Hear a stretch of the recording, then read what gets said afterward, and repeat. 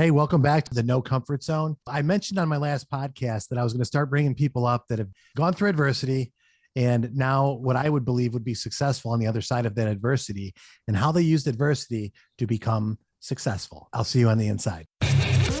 Welcome. Attention, please. Welcome aboard. Welcome to the No Comfort Zone podcast. It's time to get out of your comfort zone and live on purpose. Broadcasting to the world from Rockford, Illinois. This is your wake-up call. Warning.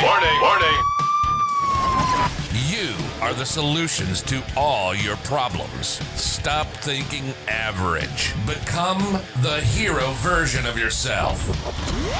Every day, every time, without fail, no exceptions. It all matters. You've entered the No Comfort Zone. It's time for a reality check. So on my last podcast, I was talking about, as I always do, about adversity and how if you really want to truly get out of your comfort zone, you're going to have to find those things that maybe have held you back before in the past, or the reasons why you do what you do. And I had told you, I've mentioned this a few times in the podcast, that I'm going to start bringing people that I've ran into in my life that have actually inspired me, that I've worked with, that have actually gotten to a point in their life where I truly believe that they're living on purpose. And that person today is no other than Steve Brown. Steve Brown, what's happening? What's going on, Dan? I'm excited to be here, man. Very excited. I've been listening to, I've known you for a long time now, and I've been listening to you, and I'm super excited to be a part of this. Cool. You've been pushing to get me on this, an interview type for a while, and really not even for the benefit of promoting what you do with watch repairs and selling vintage watches, which is truly what your passion is. But more importantly, you wanted me to do this so that I would get out of my comfort zone and start interviewing people. So I thought that was super motivating. And here, let me say this to the people out there listening. Here's a text message that I got from Steve roughly 3 weeks ago. And here it is. Here's one of many, Steve. Man, it's so crazy when you finally crack the code to life. I've got a lot of personal growth to do still, but man, every motivational speaker, yourself included, thank you very much, is right. You literally just say you're going to do something, do it, and it works. It's nuts. It's easy once you figured it out. This is what I want to talk about. Dude, I lived in a car and I showered at a public marina 11 years ago. And then you said some very kind things about thank me. I know it sounds crazy, but you're just so pumped up right now. And that's really what motivated me to say, okay, let's make the time. Let's talk to Steve. Let's hear what Steve has to say and kind of go through your journey. Every journey starts with some sort of a dream or a desire.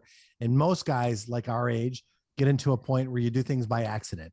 But you, on the other hand, got out of the accidental part of your life and you decided that you were actually going to start living on purpose. And what is it that you do now? And what are you so pumped about? And what drives you on a daily basis? Because I think it's absolutely amazing. Wow. So what do we do now? It's way different than what I used to do. But what we do now is so I say we, my girlfriend and I / partner, we have a company called secondhandhorology.com. Horology is is HOROLOGY, and what horology is the study of timekeeping and timekeeping instruments. So it's kind of a play on words. So secondhand, all watches, not all, but most have second hands, right? And then secondhand means pre-owned. So what has been like, man, I would say a passion of mine for about 15, maybe 17 years now, really was I got interested in vintage watches. And really accidentally, because I thought I really wanted a nice watch, right? So I wanted for some reason in my mind, like a Movado Museum quartz watch was like, that was a sign of success. Like if I was able to get one and purchase one, then like I had made it. And the more I learned about them, the more like, and I'm not knocking the brand is fine. There's nothing wrong with them. But the more I became enamored with what I remembered from my childhood. My grandfather was actually a horologist. He was a went through a training program at Bradley University in Peoria, Illinois, and he was a certified watchmaker, and that was a very valuable skill back in the Korean War. So he was not recruited, but he's drafted by the Army, and he repaired watches in the field for a while, but also he became kind of I don't know what the proper terminology is, an artillery specialist. I'm not sure. He basically repaired guns, right? Because a lot of the same machining techniques you use on a larger scale to repair guns in the battlefield. I did not know that. Okay.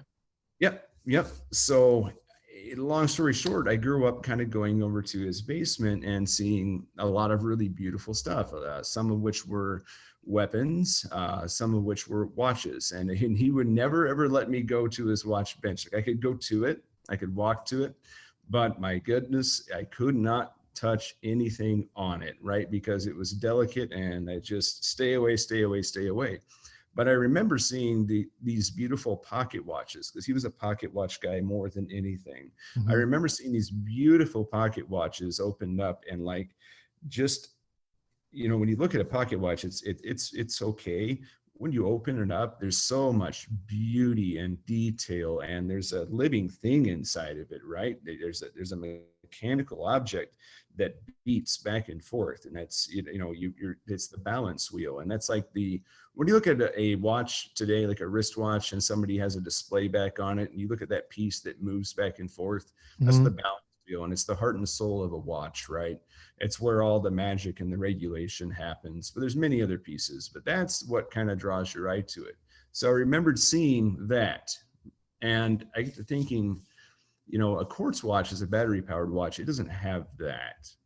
So I started researching higher end watches, modern watches. And at that point in time, I definitely could not afford to go out and spend, $10,000, $12,000 on, an Omega that I wanted. But what I did know is that vintage watches worked very much the same way. And I really started to buy them, and I met a local man named Jeff Crawford, who was my repair guy. And long story short, I bought a lot of watches, and I sent them over to Jeff's house to have them repaired, and I got tired of paying Jeff. So I bought some tools and some books, and I started working on them very unsuccessfully at first. And the rest, as they say, is history. Jeff became my mentor. And so before I started the business, I was doing it as a hobbyist, and to varying degrees of success. But, that was kind of the start of it. So I started collecting, and got to the point where my collection was maybe a little bit out of control. There's an Instagram photo where I said, I captioned it, "Maybe I have a problem." And in that video, or in that photograph, I believe there are 9 watches, let's say. And like, in my mind, I thought, holy smokes, that's a lot of watches. Like, and they were nice watches. Like, who has 9 watches? That's crazy. Well, it spiraled from there. And so when I met, around the point in my time when I met you, I was starting to collect a little bit more, and I was fortunate enough to find, I'd been hunting it for a decade. I was fortunate enough to walk into a pawn shop, actually, and find an Omega Seamaster Planet Ocean. Love that watch. Yep, beautiful watch. And my jaw just dropped, hit the floor, and I didn't know how I was going to pay for it. I had a watch on my hand that was pretty nice, and I took it off and I handed it to the guy, and I said, "This and cash. How much cash do I need?" And I walked out that night with a Speedmaster Planet Ocean, and I worked to work the next day. And that was kind of my beginning of my foray into the higher end watch world. And that was that. And so the addiction, I guess it's funny because you talk about addiction in Mhm. the show at times, and addiction is a funny thing because it's not necessarily always bad. It's like the whole thing, moderation. What's the saying go, Dan? So the one that I've been using lately is that everything is good in moderation, even moderation. Okay. I've heard it the other way, except for moderation. So I became kind of hooked on these things, and without boring you too much, I got to the point where I was over 600 watches in my collection, like 690s. And the way I always justified this was, well, if anything ever happens, financial crisis, I lose my job, whatever, well, I've got a lot of watches I can sell. Mm-hmm. And then something happened, Dan. Right on. I mean, so if I could, I want to take the listeners through a little bit of a journey, because here you and I are sitting in a sales meeting, and I was facilitating the meeting, and the meetings were always designed to give a salesperson an idea of something that they can do to use that day, vocabulary, word track, an idea to help them sell that day. And back in the day, we were cars, as I'm still in the business. And those were the intentions. And I found these different YouTube motivational videos, and I saw one that really inspired me the night before. And I was looking for content for the meeting, because I'll play a blurb and then I'll talk about what I want to talk about. I'll feed off of that YouTube video. And it's been very successful in my career. I've been doing it for years. And so, you get that inspiration level up and you teach somebody something. Well, you came up afterwards and you were like, hey, like, I'm out. Like, what do you mean? And talk about that for a minute, because I think that people really need to hear the initial part of your journey, because I'm going to take people through the middle and the ending of the journey and where we're at today. So tell me about that. So I was in the car business before I met Dan, and I did okay before I moved up here. I did okay. I was a salesperson, and then I ended up being an internet sales manager for a fairly, I would say, mid-size, but not small. We're not talking a mom and pop lot. This is a 4-store organization. I was the internet sales manager for that department, and I had a good path going. And the next step to that was actually that I was going to be trained to go into the finance office. And what we haven't talked about is that I was actually divorced and a father of 2, and I had 2 young girls at that point in time, and their mother moved back to her hometown, which is in Northern Illinois. And I was doing this crazy journey, like every other weekend, driving up to halfway to Rockford, picking up the kids, driving back, and then it's on a Friday night, so hanging out till like 11 or 12 o'clock at night, dropping them off in the car or dropping them off at home, and then we would go have like a Lady Gaga dance party or something crazy just to have some fun, and then put them to bed and go to work the next day because it's the car business, and come home at whenever the last deal finished. And then we got, that evening, and then we got most of Sunday up until about the 3 o'clock range. And from there, it was get back in the car and drive up and do that whole cycle again. So I got to the point where I'm like, you know what, I have a good job. I make good money. But this sucks. I feel so absolutely empty. And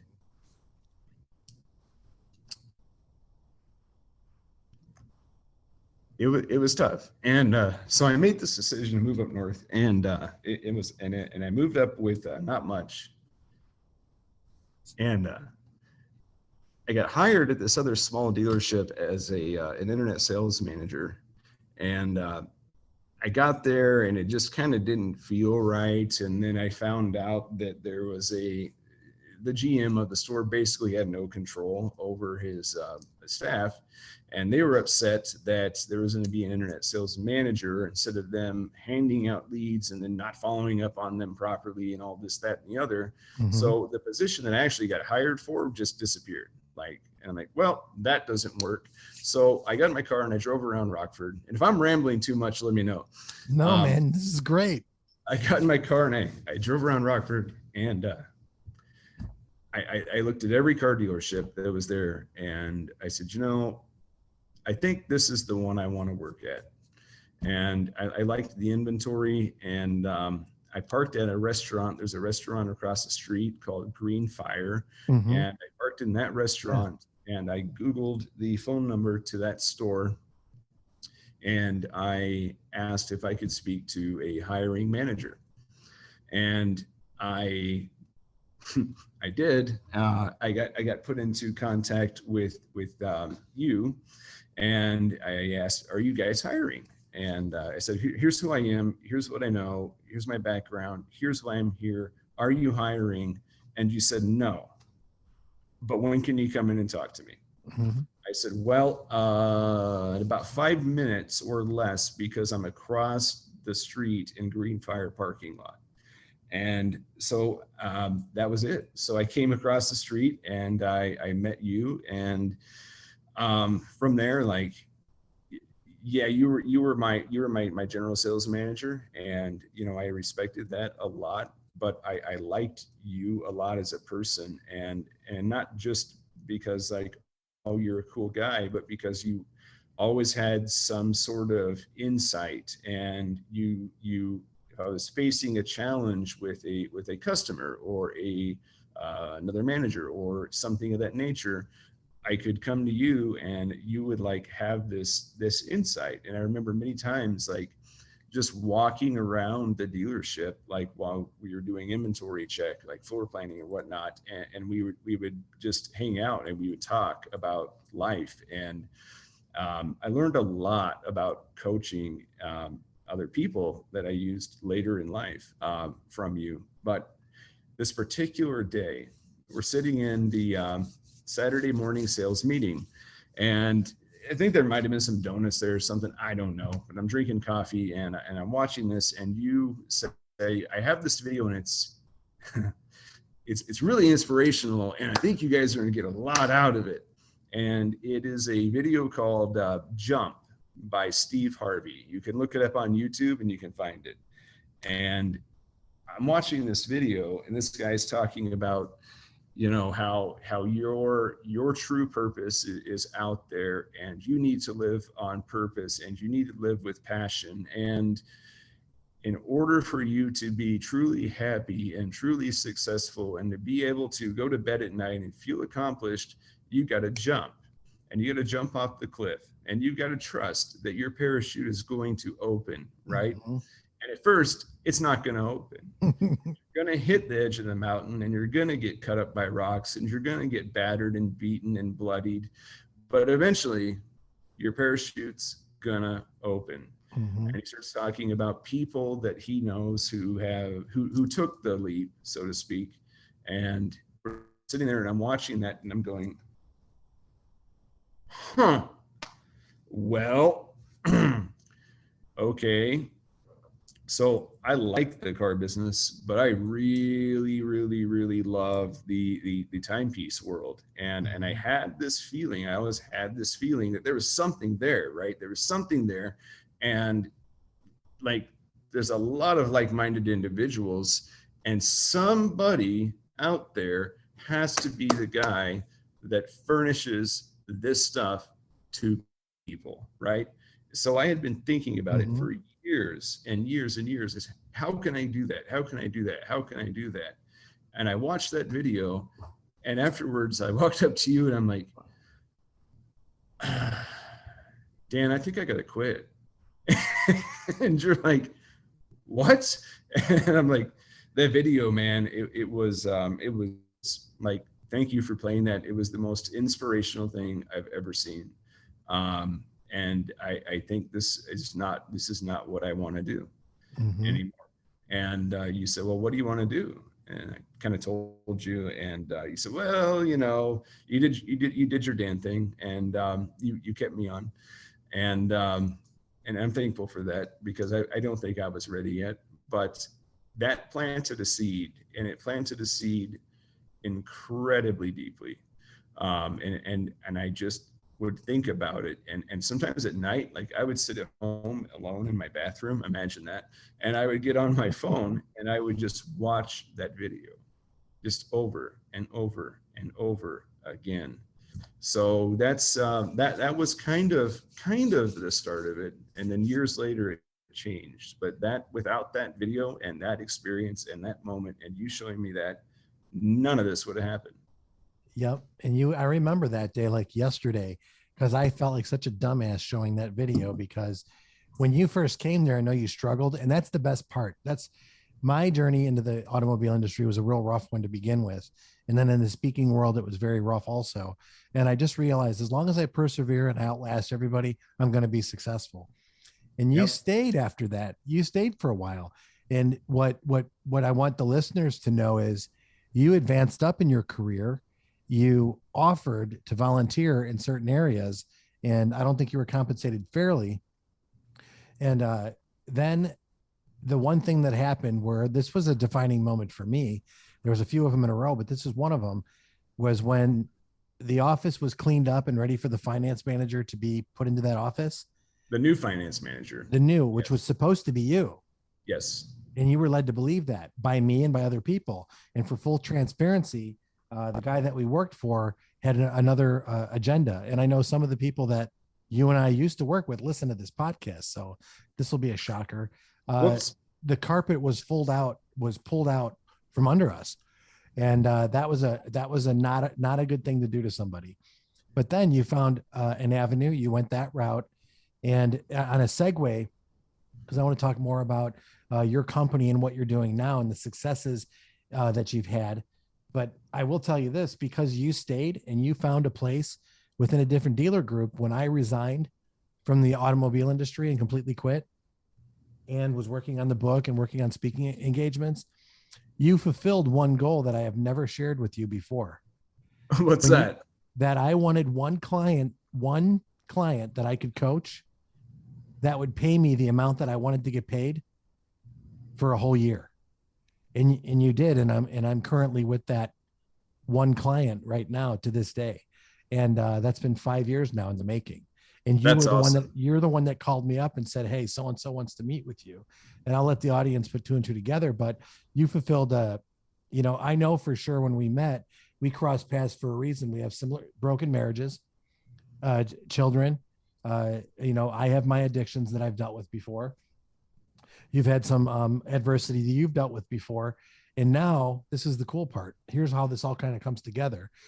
You kind of told me the story. And then your partner and girlfriend, she told me the other part of the story when you and I were doing the book, which we should probably do again, the Think and Grow Rich Mastermind. Yes. There was a time, a threshold when there was no turning back. And that was when you were together with her and you had an opportunity to invest what I would call, sounded like to me, a substantial sum of money, pretty much everything you had, into your inventory. Is that right? Am I right in the story? So tell me about that experience when you did that and the feeling you had right after, because this is what I believe is putting everything on faith and belief in yourself that you're going to do something. And this is where you say, fuck it. I'm putting it all on the line. I'm going all in. And what happened? Well, so there's many different facets to this, but I'll tell like what I think are probably the two most relevant parts. So I've had like, not only like I've done my homework, right? And I have a very strong belief that there are certain geographical areas and demographical areas where I can actually go out and find really, really, really great inventory, right? And so long story short, pandemic happened and I got laid off on one day and she got laid off the next day. And we're sitting there and I'm like, okay, well, what are we going to do? So we had fun for like 2 weeks and cooked some good food and had some wine, watched some movies, and it was nice. But like, okay, we got to do something more than this. So we started going through the watch collection and started selling them off. And sometimes it was terrible, like pieces that like I valued personally, or pieces that I knew had value, were just going for just stupidly low amounts of money. And like, I need the money, so we're just gonna go with it. So we went through all that, and I'm not gonna say every deal was bad, because it wasn't. We survived, 100% survived through the pandemic ourselves, and we didn't have any real true issues, and we were very happy. I got the call to go back to work. If you want to, we understand you've been busy doing your own thing. If you want to go back to work, we'd like to have you. Okay, cool, no problem. So I went back to work, and things were just different. And without mentioning specific names, I was working for a Highline dealership. Okay. Mm-hmm. Which ironically, this particular brand is my favorite brand of all brands. And it's been like one of my other lifelong dreams was to be associated with this brand. Yep. Well, it's a small town. Rockford's a small town. It's a metro area of 400,000, right? So only so many people can afford to go in and purchase these products, right? Mm-hmm. So we had my manager, so to speak, is a guy who was also a salesman. So really, it was kind of a weird scenario. And then knowing that, and just really, I wasn't making any money. And I started thinking back to like some of our hardest months during the pandemic. I was making more money then than I was on my good months during being back in the dealership world. And I'm thinking about all this time that I'm missing, and all this effort we put in, and what we started to build, and how we were starting to get customer reviews and Google mentions and excellent eBay feedback scores, and had these dreams to branch out and grow a website and improve my personal skills and all of this. And so my partner, girlfriend, whatever you want to call her, because she's definitely both, I'd come home from work and we would talk every single night. And it got to the point where she's like, you've got to do it. You've got to do it. You've got to stop. You've got to jump. You've got to jump. You've got to listen to the video. You got to pay attention to yourself. You got to pay attention to what you're thinking. You got to think about things being said to you. Jump. And finally, one day, I jumped. And we took, I'm not going to say how much money. To some people, it's a lot of money. To some people, it's not. Mm-hmm. But to us, it was everything we had. Yep. Booked a plane trip in January of 2020. Is that right? 2021? 2020. Yeah, 2020. Out to Las Vegas, and airfare was like nothing. It was like $70. It was amazing. Stayed at the MGM Grand in a great room for like $16 a night. But we weren't there to play and party. We had built a list of all of the pawn shops in Las Vegas, and started going to them and introducing ourselves. And hey, do you have any inventory, old inventory, looking for vintage watches, newer watches? What do you got? What do you have to move? Outdated, like what do you got to sell? Mm-hmm. Knowing what I know from the car world, like sometimes you just gotta blow it out. You gotta get your money back. So I'm asking for those products. Yeah. We went to, we had some luck. We picked up a few things, and then we went to a place that's very famous. And if you can imagine what a famous pawn shop is, this is the and we go there, and it's again probably the most pawn shop in the world. And we walk in the door, and we get greeted by this really nice young sales guy, and he asks if he can help us find anything. I said, actually, yes, you can. I'm looking for timepieces, looking for something nice, and we're looking at in this Rolex after Rolex after Rolex after Rolex. Like, okay, yeah, whatever, it's fine, not knocking it, but like everybody's got a Rolex. I'm looking for something different. Out of the corner of my eye, I see this box, and I see a shape inside of this box, and I'm like, oh my God. is that what I think it is? And I said, sir, can I see that box right there? And as it gets closer, I know it's exactly what I think it is. And it's watch is made by, and some people will make fun of me for this. In America, we call it Jaeger-LeCoultre. In Switzerland and France, they call it Jaeger-LeCoultre. But they're a very high-end watch manufacturer. But not only was it a high-end watch, it was a very rare one. It was one made in 1992, and they only made 500 of it. Now, when they say 500 pieces, we're not talking about 500 pieces total in the like it's a special dial and they wrote 1 of 500 on it. No. Everything inside of it, every piece inside of it, there's only 500. There's no interchangeable parts with any other model in the history of the company. That's it. Oh, wow. And I see it and I know what it is. And I'm like, well, what do you want for it? And he says, $8,000. And I said, well, are you willing to negotiate on this? And he said, well, we've had it sitting here for 2 years. So yeah, probably. I'm thinking 2 years. So what some of the feedback, I'm going to back up just a second. When I was telling people my idea of like how we could build this business and what I thought we could do, everybody said, you're crazy, you're crazy, you're crazy, you're crazy. How are you going to go out into the world and go into businesses, to jewelry stores, to pawn shops, and find inventory, and you think that you can do better than them and take their inventory and turn it for more money? And I said, yep, absolutely, because I just know my product. And which is something, you always stress too, know your product, your product, right? And any sales guy should. So long story short, this thing had been sitting there in this pawn shop for 2 years. Nobody even looked at it. And I, long story short, worked a deal, left, called him, and got him down to $6,300. And I went to US Bank and I pulled out $6,300. I put $6,000 in my pocket. I put $300 in Genesis's backpack. We walked in and I laid out $6,000 on the counter and I said, can we make a deal at this? And they hemmed and hawed and I walked out with it. And long story short, I took it home, freaked out, terrified, like no sales data existed on this watch since 2016. So this is my most recent comp, was 2016. It was at a Phillips auction in London and it sold for just a shade over $16,000. So I was pretty sure I was in the good.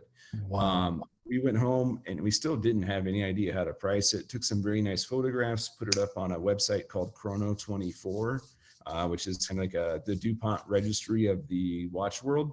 And less than 24 hours? Pretty sure it was less than 24 hours later. Sitting downstairs, my phone goes ding. And I look down and it's $22,079 have been received. No way. And, yeah.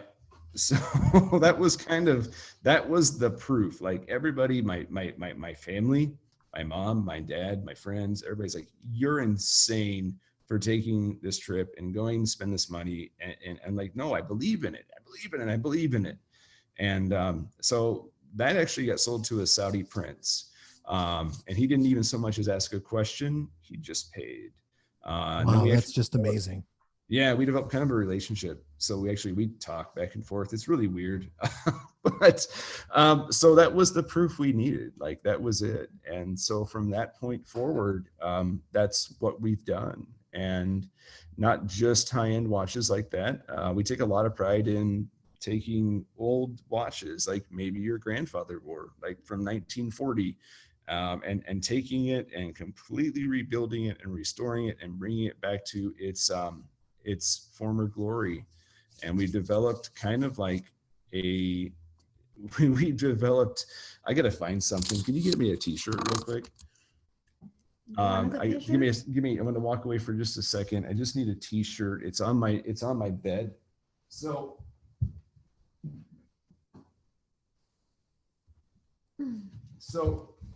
Hennessy is she's Venezuelan, speaks fluent English, but she also speaks Spanish, of course. So some of her words don't always come out quite the way they were intended. We also got invited, like, as by like one of the vice presidents of like some new startup auction thing, like, hey, would you guys try to work with us? Yeah, fine, I'll try it. Right.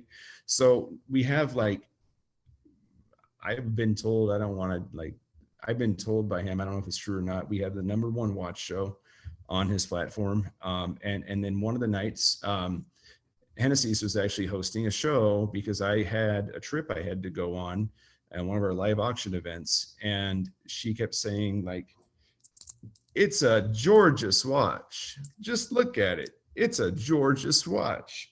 And like, our audience went crazy over it. Like, they loved it. And people just kept like commenting, say it again, say it again, say it again. And so we had t-shirts made. Oh my gosh, I got to get one of those, man. Yep. I have to have one of those. You can definitely have one. Right on. We have plain ones, and then we have it's a Georges watch, right? Cool. So we wore them like for 1 week as a joke. And like last night we went live for 6 freaking hours. We were live and I almost ran out of inventory. It's just insane. And people were like fighting over who got to get a t-shirt. Like, well, can I buy one? Can I buy one? So no, we just gave them away. We just did raffles and gave them away. So now we Say goodbye. Want more of the No Comfort Zone? You can follow Dan on Instagram and Twitter at No Comfort Zone 1. Bye. Or on the web at thenocomfortzone.com. Bye-bye. Bye-bye. Thanks for listening to the No Comfort Zone podcast. Bye-bye. Bye-bye.